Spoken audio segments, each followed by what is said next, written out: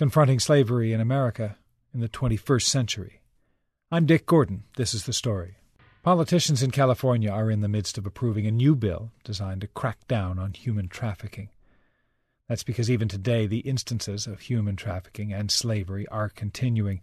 Over 50,000 people, most of them young women, are brought into the U.S. every year from Asia, Europe, Central America. They're forced to work as prostitutes, domestics, and laborers. Mimine was a 17-year-old girl who was working as a housekeeper in Jakarta. She was offered what she was told would be a much better job at a house in Los Angeles. Mimine says she was nervous about making the trip, but the people told her on the telephone that she'd be well paid and the work would not be too difficult. Mimine had already worked as a domestic housekeeper in Indonesia. She'd worked alongside her aunt there. Mimine knew hard work, but this was different. She was trapped inside the house in L.A. She cleaned, she cooked, washed cars, did windows, cared for the kids and the dogs. I don't have a freedom.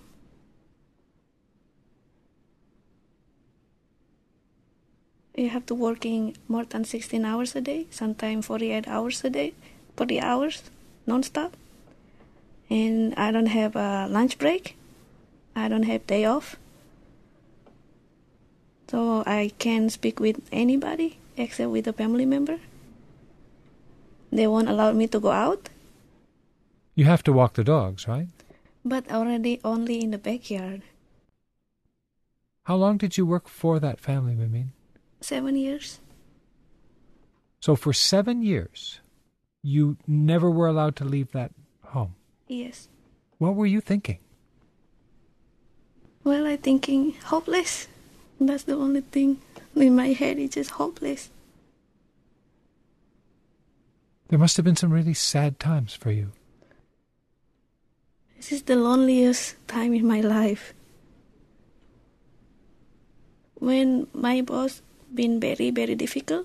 For example, since she wake up in the morning until she sleep in the night, she just keeps screaming at me, ordering me to do things, and then still whatever I do is still not good enough for her.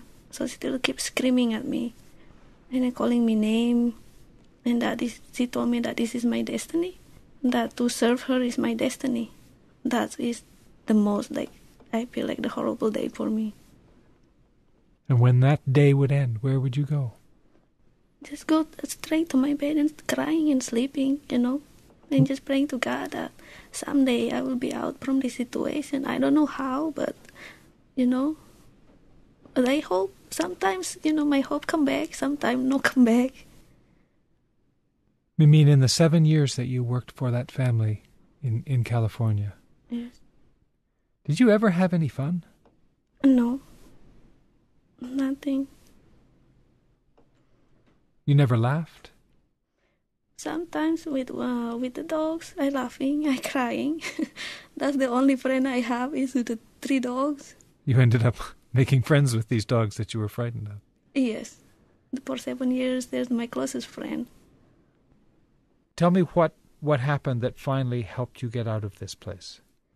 At first, I met this Eric in the street when I pick up mail in the newspaper in the morning. So you were actually allowed to go out to the street to get the newspaper and the mail? Only in the curb, and then my boss all the time is watching me. So how did you meet Eric? In the morning, when he passed all the time, he's on bicycle. And then one of my neighbor dog is out and then chasing him in the street. And then he asked me if I know this dog. That's the first time that I met him. But at that time, my English is very bad, so I can't really explain to him anything. At that day, he noticed something wrong with me because he passed that street too many times, and then he saw the family in the house too many times. He said I look different from the rest of the family because I told them that I'm the cousin. Because my boss teach me, to speak with when the people ask me that I am a cousin of the family. So that's what you told Eric, I'm a cousin? Yes. And he said, no, you look different? Yes, he said I look different. He said I dress differently. I look terrible. That's what he said. What did he notice? What did he see? He said that I am a person in pain, that a person that need help. He could see that in your face? Yes. And then he went after that, we just separate, we just go home. I don't know, months later, he come back. I met him again in the street, and then he gave me this phone number. And he told me that to call this number, that this number is going to help me. Did he tell you what the telephone number was for? He told me that this number is the non-profit organization that can help me. That's the only thing he told me.